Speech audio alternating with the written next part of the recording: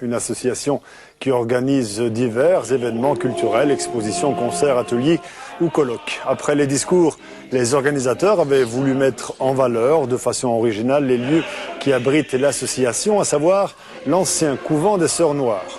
Pour cela, des musiciens et des chorales se produisaient dans différents lieux comme la chapelle. Et pour fêter ses 20 ans, la Maison de la Mémoire organise également une exposition dans le cloître du couvent. François Maquet a visité les lieux pour nous en compagnie de deux membres, le président Jean Schiltz et Jackie Assé, responsable des arts plastiques. Alors Jean Schiltz, bonjour. La Maison de la Mémoire, c'est tout d'abord un lieu. Est-ce que vous pouvez nous dire quelques mots sur ce couvent ici? Oui, effectivement, c'est donc l'ancien couvent des Sœurs Noires. Les Sœurs Noires se sont installées ici au début du XVIe siècle. Elles ont construit progressivement ce couvent et elles y faisaient essentiellement deux choses, le soin aux malades, et elles recevaient aussi des pensionnaires, donc un peu l'ancêtre de la seigneurie, si vous voulez. Et c'est un lieu qui est toujours un lieu de vie, évidemment, c'est pas un lieu abandonné. Non, bien sûr, il y a 20 ans, les FUCAM ont racheté ce bâtiment, en ont fait les ateliers des FUCAM, centre de formation permanente, et ont accueilli d'ailleurs la Maison de la Mémoire à partir de 2000, de façon très chaleureuse, il faut le dire. Et nous sommes donc maintenant les partenaires des FUCAM dans ce bâtiment et nous revitalisons la dimension culturelle de ce lieu. Voilà. Et votre Maison de la Mémoire, elle a 20 ans. Absolument. Et cette année, et donc vous racontez tout ça dans l'expo qu'on va voir. Voilà. Ok, allons-y.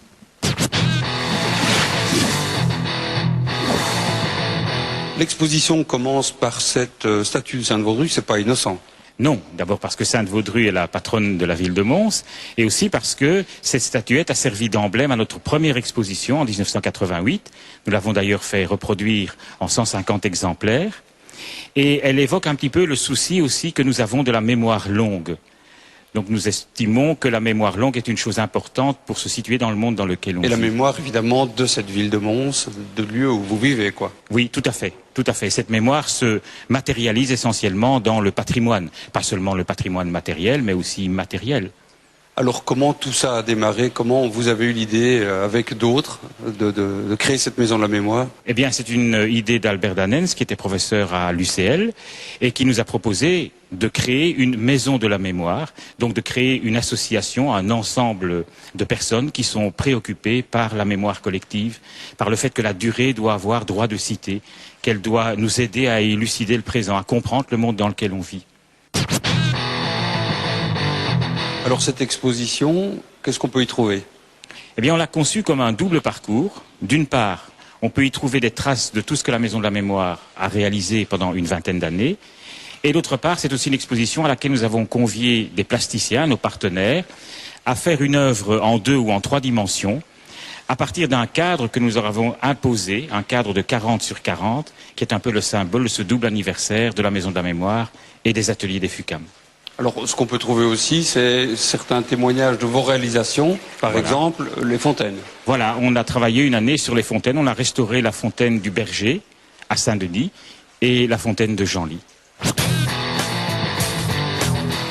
Alors, pour raconter tout ce que vous avez fait, enfin, une partie des choses que vous avez fait depuis 20 ans, voilà, il y a ce mur des découvertes. C'est ça. Donc, on ouvre des petites portes et on découvre des types d'activités que nous avons faites. Par exemple, si nous ouvrons celle-ci, eh bien, il y a l'ancienne bibliothèque des Capucins que nous avions restaurée de A à Z. C'était votre premier lieu, hein? C'était notre première résidence, effectivement. Alors ici, là, par exemple, voilà, le château de Boussu. Ce sont des expositions. Donc, par exemple, une exposition sur le château de Boussu. On y voit une tête de Titus. On y voit un chapiteau Renaissance. Grande exposition qu'on avait appelée « Si Boussu m'était compté ». Alors, un second mur des découvertes. Oui, c'est le prolongement de ce mur. Alors, vous pouvez nous ouvrir encore une porte, par oui, exemple. Oui.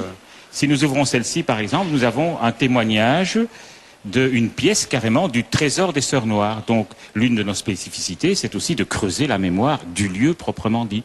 Et nous avons d'ailleurs publié un livre sur ce sujet, ainsi que sur d'autres sujets également. Et puis, nous avons des chantiers.